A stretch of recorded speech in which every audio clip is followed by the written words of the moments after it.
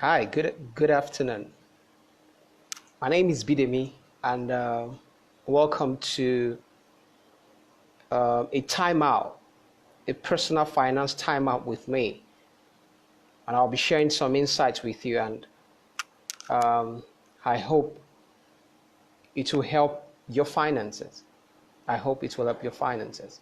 Welcome, Queen Shonya. So good to see you. Seton G, how are you today? Um, how's your Saturday going?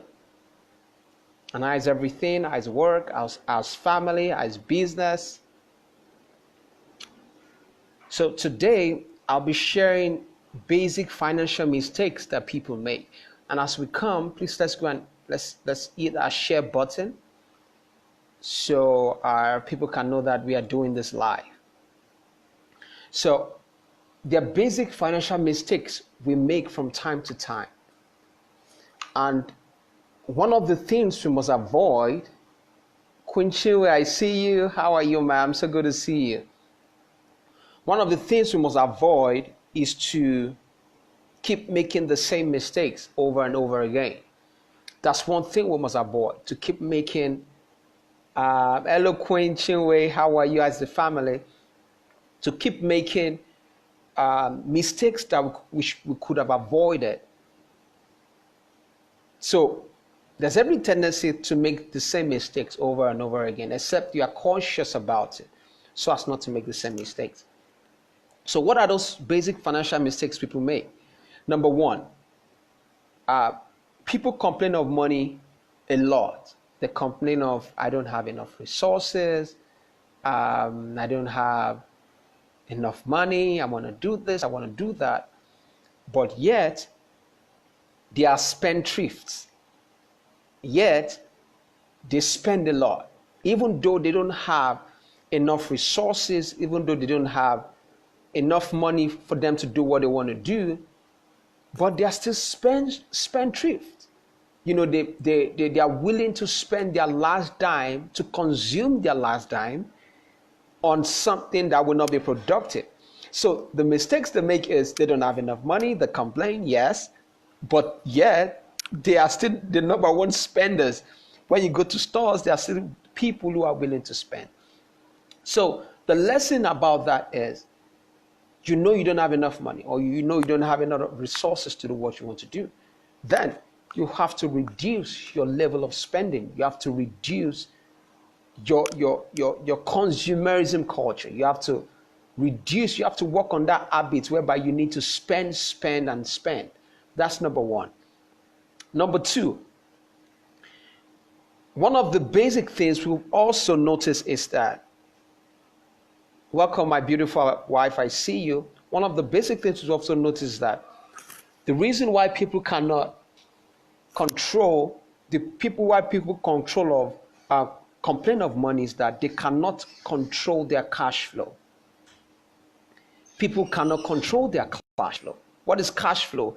Cash flow is the way your cash flows. Allow me to use that word. Cash flow is the way your money flows. They don't know how they spend. And that could be as a result of different factors. It could be as a result of the way they've been taught. It could be as a result of the culture around them. It could be as a result of personal choice. It could be as a result of their own personal choice. So if you want to be able to control your money properly,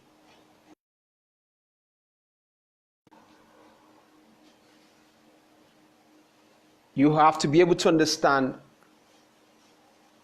the way your cash flows. It's important you do that. It's very important you understand how your cash flows.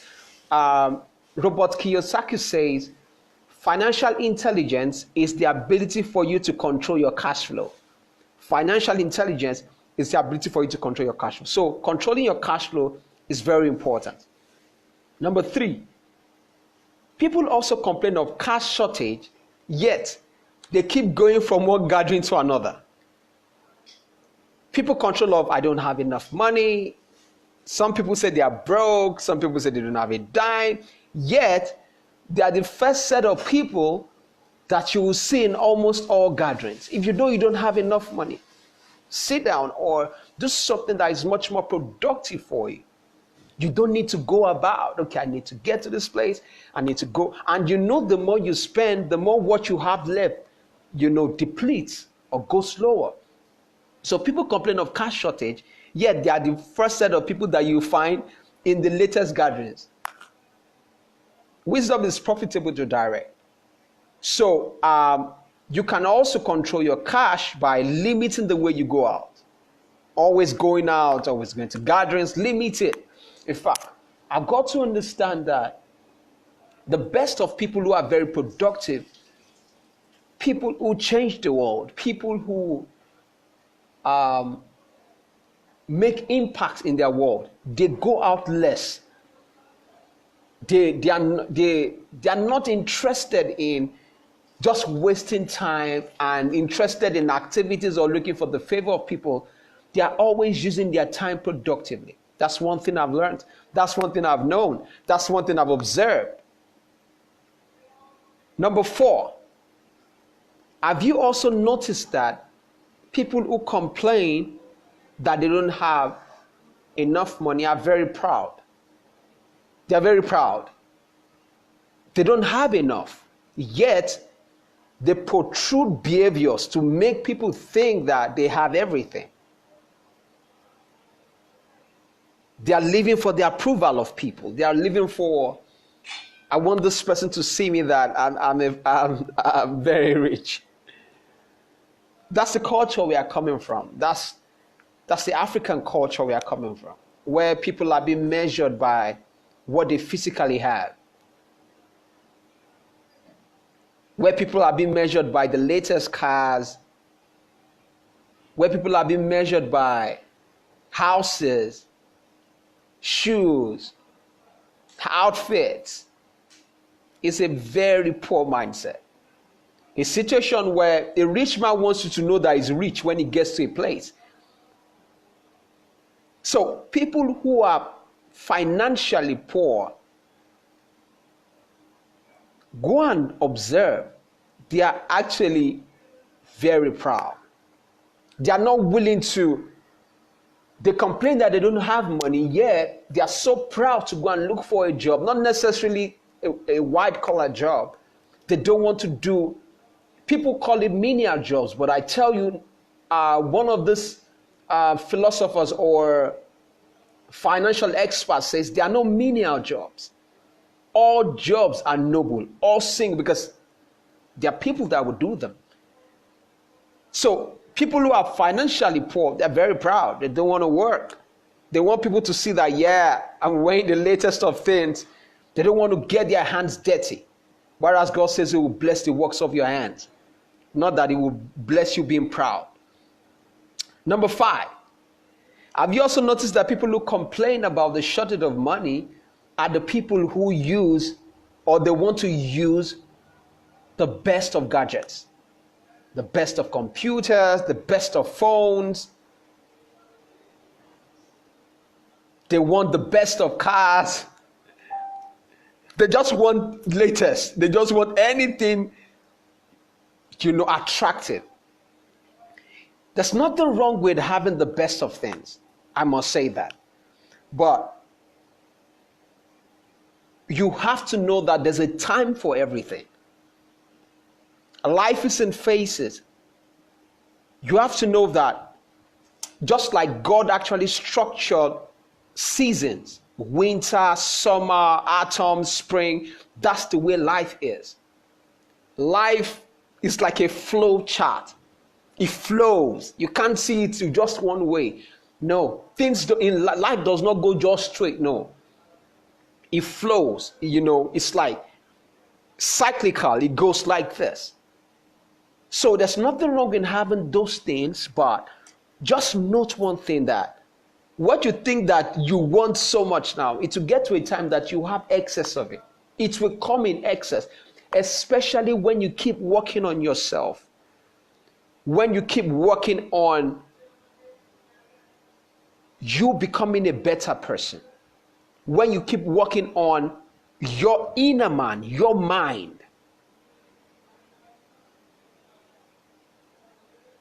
Respect, Queen Nana John. So good to see you. So life is in phases. Remember that. There's nothing wrong with having the latest of things, but you just got to take it tete a tete, step by step. Number 6, I've also observed that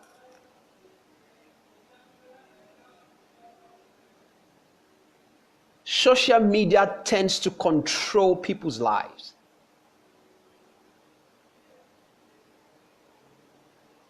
Social media tends to control the lives of people.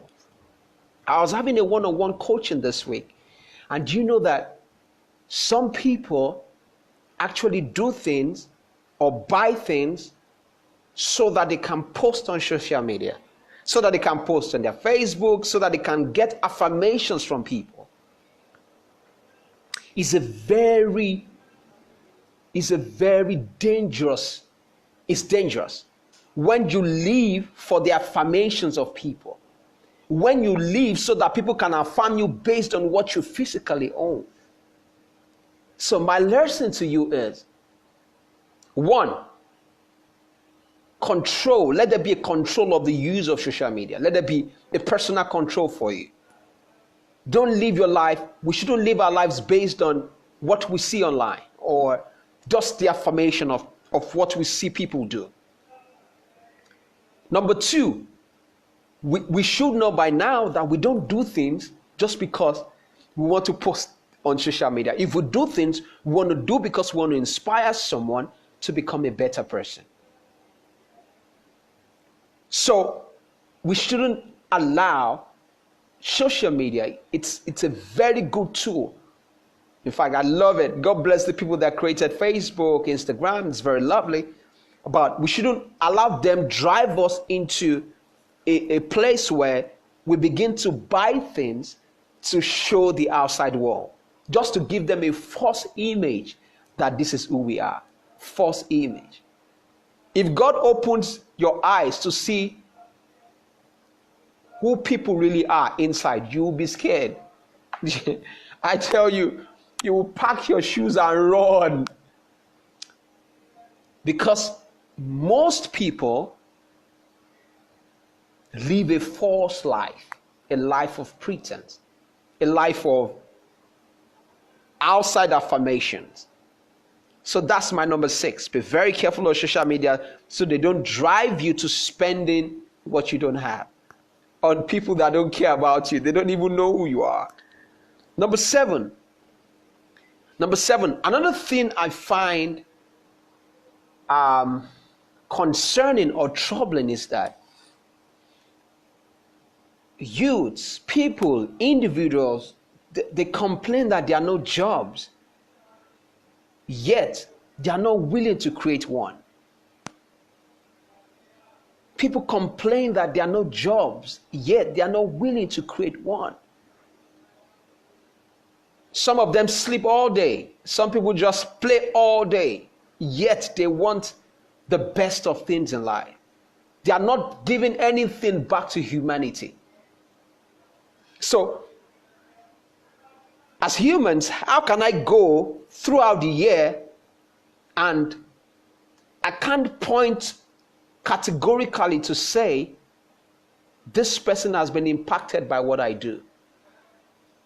This person has been inspired by what I do. I woke up this morning and someone wrote a very lovely note that, on my wall, more like a friendship, like we've been friends for a couple of years. So the person shared it and wrote something commendable about me. I was inspired. I was happy. Such feelings, money cannot replace such feelings. So people complain that there are no jobs, yet they don't want to create one. They are just concerned about me, myself, and I. Me, myself, and I. If I can feed, if my family can feed, if my kids can feed, then I'm good to go. Number 8, some people also think that by constantly borrowing, their problems will be solved. Some people think that by constantly just getting money from people, okay, once this person, I want to start a business, once this person can give me $1 million, yeah, I'm going to just make it. No, life doesn't work that way. You have to be able to start with what you have at hand. If you cannot use what you have to produce what you want, even if they give you ₦1 million, you won't be able to produce whatever you want with ₦1 million. So borrowing does not solve any problem. Yes, I know there are different types of borrowing. That's what financial experts will tell you. That's what the banks will tell you. But I definitely know that the way God has created we humans is for us to use what we have to create what we don't have, so that we can multiply it to create more, so that we can bless people with it. So borrowing does not solve problems. Use what you have. You have to think, you have to do research, you have to ask yourself questions, you need to keep moving, you need to keep pushing yourself, you need to keep encouraging yourself to be able to actually get what you want in life. Number nine, I've also noticed that a lot of people are locked up in the consumerism culture. Most of the African economy is consumer-based, is consumer-oriented, and is a form of wickedness. I mean, it's not fair if my purpose of existence is just to consume. It's not fair to the other parts of the world. How can other countries be producing something? Aircraft, planes, chairs, tables, shirts, t-shirts, just designing things to export to the world. And some set of people are just interested in consuming those things. Is the highest form of irresponsibility and wickedness. So we shouldn't be drenched in a life of consumerism. We must actually watch it so that we don't pass such values to our kids, so that we don't pass such irresponsible culture to our kids. That's the way we've been brought up. Not necessarily they will have to sit you down and say you have to consume. No, but that's what you see around. People just want to shop. They are just interested in spending money instead of putting that money to good use and being productive about their resources. So we have to be very careful not to be drenched in consumerism culture, in the consumerism society. Number 10, we have also observed that people don't financially change except something bad happens or something disastrous happens. Why? Why must it be something bad? Why must something bad happen before we take the right decision? Okay, let me read this. Queen Chinwe says, some of us have no idea that our wealth is in our gift, but requires to be converted to product and service. Beautiful. Beautiful. And to add to that, people think that when they start working on something, it has to yield results immediately. No. In fact, when you start working on something, just like when you dig for oil from the ground, it's going to take a while before you dig it up. You have to, go down to be able to reach oil. That's the way gift explorations are. You have to put yourself to maximum use. Let me use the word, you have to squeeze yourself. It doesn't come by just relaxing or just being, okay, maybe someday. No, there's nothing like someday. Whatever you put in on a daily basis, that's what you will see in years to come. It's not automatic. Yes, Queen Chinwe, delayed gratification. So people are not willing to get better until something bad happens. Why must something bad happen before you start saving money? Why must something bad happen before you start investing money? Why must something bad happen before you start putting money aside for your kids? Why must something bad happen or something worse happen before you start planning for your future? Why must something bad happen before taking the right steps to doing the right things? It shouldn't be like that. God didn't create us like that. It shouldn't be. So we must be very careful not to be like that. Number 11. I've also observed that it's not everybody that you see having the latest houses and cars and all that actually made such money from how do I put it? Okay, let me put it like this. People live in debt, yet they spend heavily. Yeah. People live in debt, yet their level of spending is so alarming. Then we have to call ourselves to order. We have to call ourselves to order. We have to bring our brain back. We have to bring our senses back to order. You know? So, if you're in debt, if you know you have, let me quickly read this. Queen Nana John says, we simply keep playing the blame game. The government hasn't provided so and so stuff, so I'll simply just wait up for them instead of making a move, no matter how small. Yeah. And that's why we Africans, we've not been able to create a sustainable wealth for generations to come. We've not been able to, create a sustainable path. Because after teaching people about the right value systems, they have to be able to reproduce those systems into tangible products and services to be able to export to the world.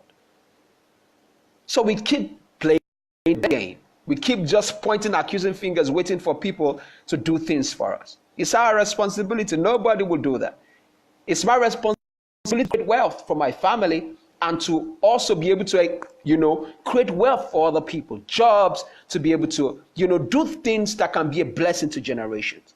So number 11, I say people are in debt, yet they spend heaven. So if you're in debt, you must watch your spending. And you must also make conscious effort to also pay off such debts. You must make conscious efforts to pay off the debts.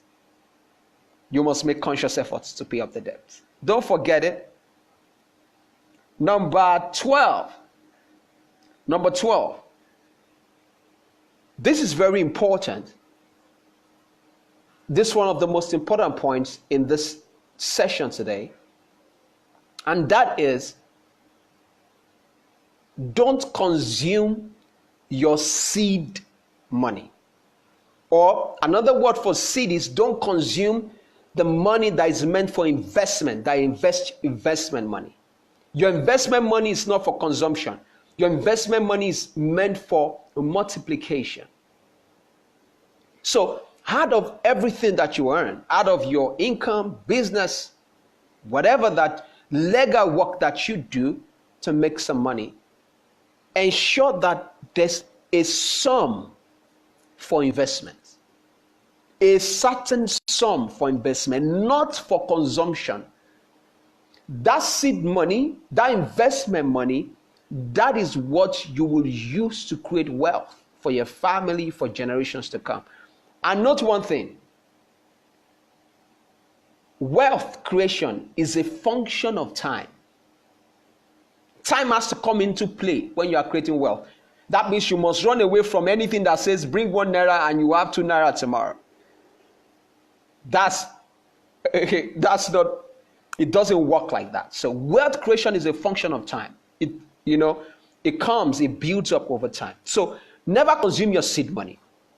And let me just state this. There's this agric power that Dr. Arams talk about. I'm going to do a teaching on it extensively, maybe next week. It's a very good place to invest your money. It's a very good place to invest your money because Dr. Arams is, is one of the best brains of Nigeria or Africa as a whole. So I'm going to do, when she says, kalo. Yes, so kalo, small, swallow. So don't consume your investment money. Put it somewhere that you can multiply over time. And don't be in a, it's like in our nature, we just love to spend. We have to stop that. We have to come against such culture. So, and number 13, there must be a place for hard work and good savings. Yes, Queen Nana, there must be a place for, in fact, not only a place, for us as individuals, we work hard every day. Every single day. Queen Nana says, no MMM, please, no speculations. Yeah, no MMM, no speculations. Number 13, and this is my last point, is in anything that you do, any single thing that you find yourself doing, business, family, raising of children, multiplying your money, multiplying your seed money, saving for the future, always think long term. Always think long term. It's an error to think that life is just all about now, consumption, now. It's an error to think so. So in everything that you do, in everything you find yourself doing, make a place for yourself. There's a portion of your brain that should always be thinking 5 years from now, 10 years from now. And I'm going to leave you with this word. God keeping us 10 years will come. God keeping us 5 years, 15 years, 20 years will surely come. So whatever we want to do, we must start doing now. We must start putting our hands on deck to be sure that we are making very productive use of our lives. Thank you so much, and I hope you've been able to. I really enjoy the interactions I got.